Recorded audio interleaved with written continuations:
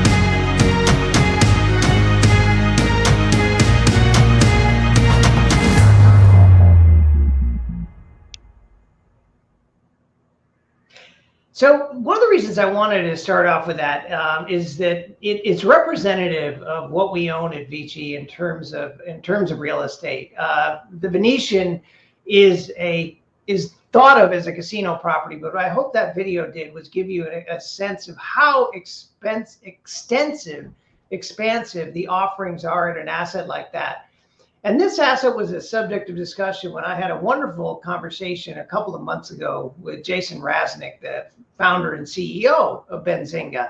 And as I described to him what we were buying in the case of the Venetian and what we already own through assets like Caesars Palace, Las Vegas, Harrah's Las Vegas, Harrah's Atlantic City, Harrah's New Orleans, Margaritaville in Bossier City, Louisiana. As I was describing these assets and their economic nature, Jason said, "Oh, I get it. I get what you guys are. You guys are the thing behind the thing." And that's the topic of my little talk here this morning, and what it is to be invested in the thing behind the thing. And of course, what Jason was getting at is that when you have the thing behind the thing, what you're talking about is a bedrock of infrastructure, of systems, of assets that support the commercial players in the sector that rise above it, right? This is critical infrastructure, mission critical infrastructure without which the sector could not operate, right? Now, if you look at certain sectors like, say, logistics, which is a pretty hot sector right now, there are things behind the things. There are elements of infrastructure, some of which are commodity in nature.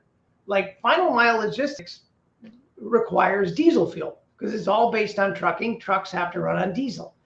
But investing in diesel in and of itself isn't that compelling because it's a commodity product.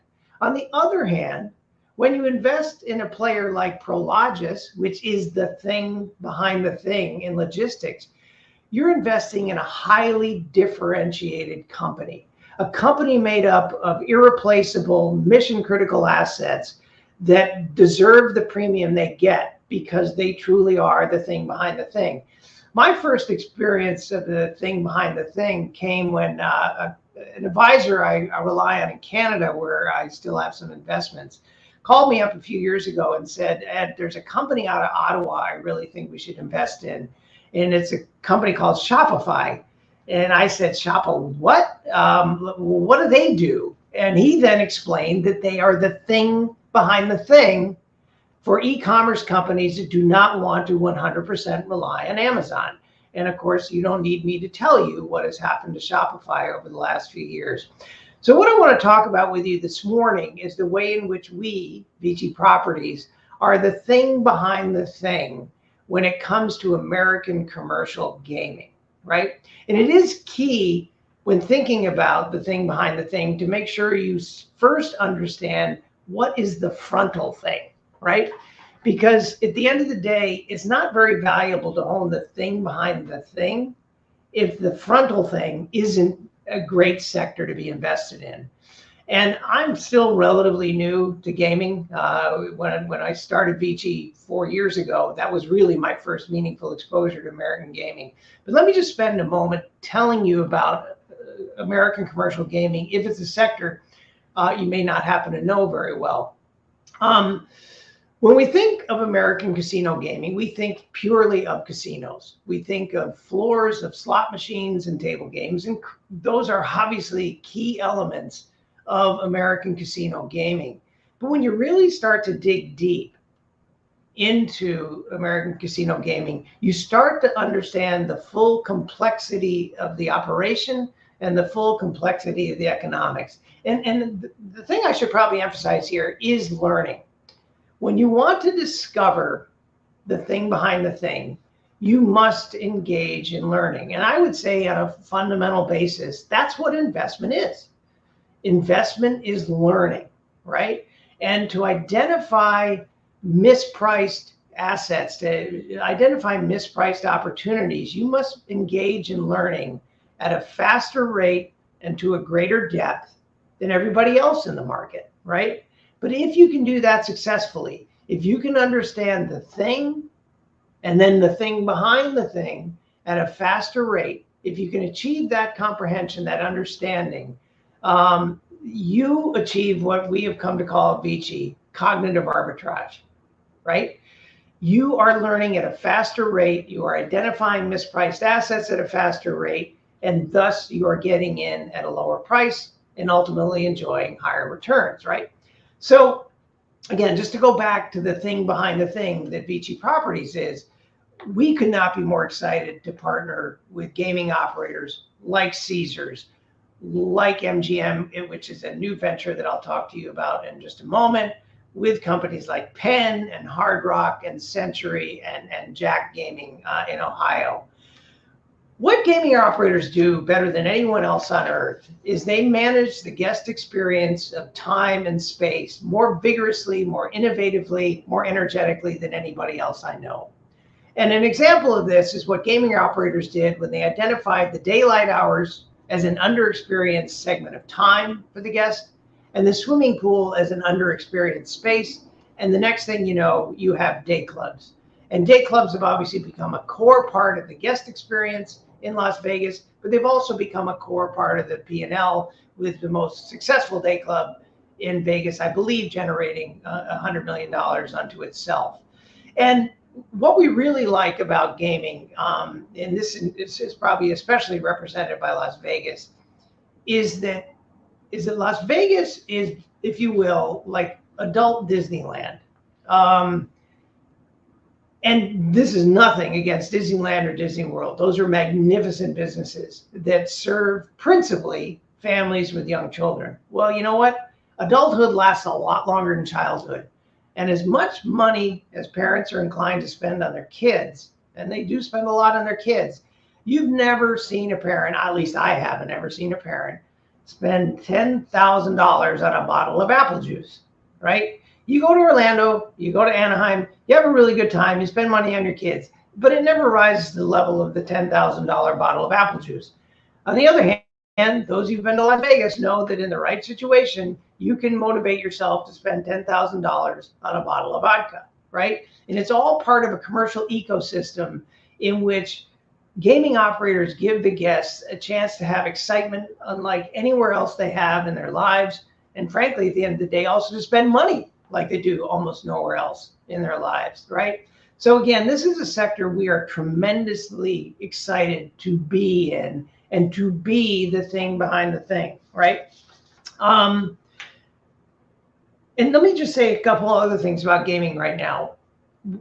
We are talking obviously this morning about the reopening trade, right? That's the theme of this conference, I should say. It's what we're talking about all day. Well, when it comes to American consumer discretionary, I don't think there's another consumer discretionary sector out of home that has come back more robustly than American gaming, right? American gaming assets were closed pretty much entirely for the months of April and May last year, but the assets began to reopen in June. What you saw in American regional gaming, which constitutes presently about 55% of our portfolio, regional gaming came roaring back. And it wasn't too long in 2020 before regional gaming assets were achieving record levels of profitability.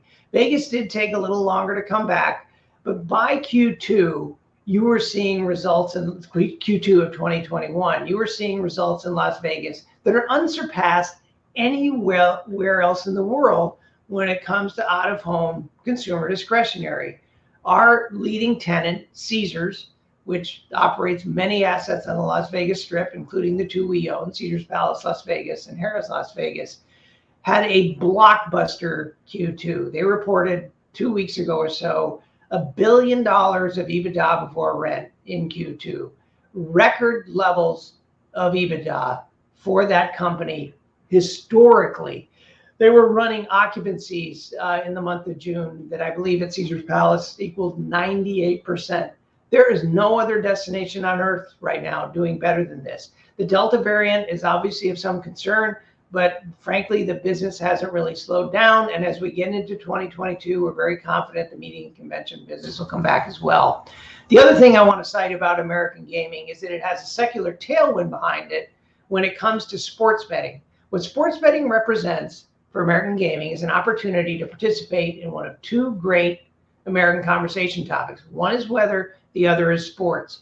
And when you're in consumer discretionary, whether it's a reopening trade or beyond that, the whole key to achieving growth in consumer discretionary market share of spending of time and money, is to grow your share of mind so that you're top of mind when decisions are made on how to spend time and money. And the only way you grow share of mind is by first growing share of voice. And whether it's Caesars through their sports betting ventures or MGM through BetMGM, with whom we'll soon be partnering, you have two marquee American brands inserting themselves into the American sports conversation. And what that can mean for audience expansion for their businesses is probably the most exciting thing we have going on, right? So again, it's a tremendously rich time for us. The other thing that I should mention is that gaming operators, because they perform so well, were able to pay 100% of our rent in cash and on time throughout COVID. And there's very few other REIT asset classes, especially those where the occupants of the buildings were serving the American consumer, that were able to post that kind of rent production. So being the thing behind the thing, let me spend just a moment, and I know we're going to run short on time here, talking about the nature of our assets. Our assets are big and they are complex. The average triple net REIT store is 17,000 square feet, right? It's a metal building on a concrete slab and on a secondary road in a secondary market. Our assets average over 2 million square feet, right? This is an example right here. Caesars Palace, Las Vegas, 82 acres along the Las Vegas Strip, right? This is the Venetian here. These are majestic assets. They give us opportunities to invest incrementally. But they also, again, they have so many things going on within them, as is the case right here with MGM Grand. Here's Mandalay Bay, one of the biggest conference centers in America, right? The number of levers the operators can pull to create value is tremendous. And their ability to drive revenue and profit is what is ultimately the security behind our rent. And I want to just make sure we don't close out without my mentioning the two big deals we've done this year. First was a Venetian, which I spoke of earlier, which I talked about with Jason a couple months ago.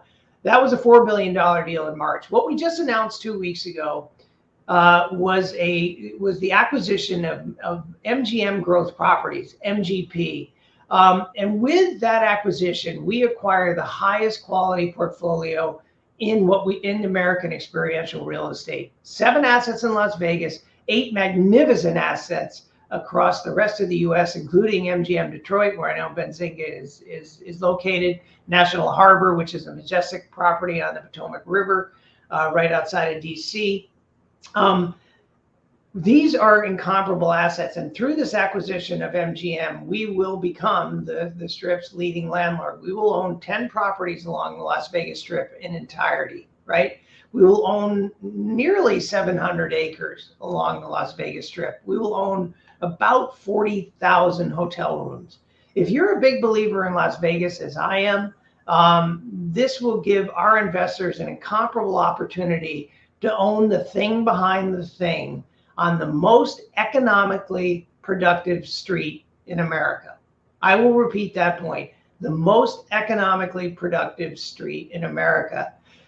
The Venetian alone did $1.8 billion of revenue in 2019, pre-COVID, right?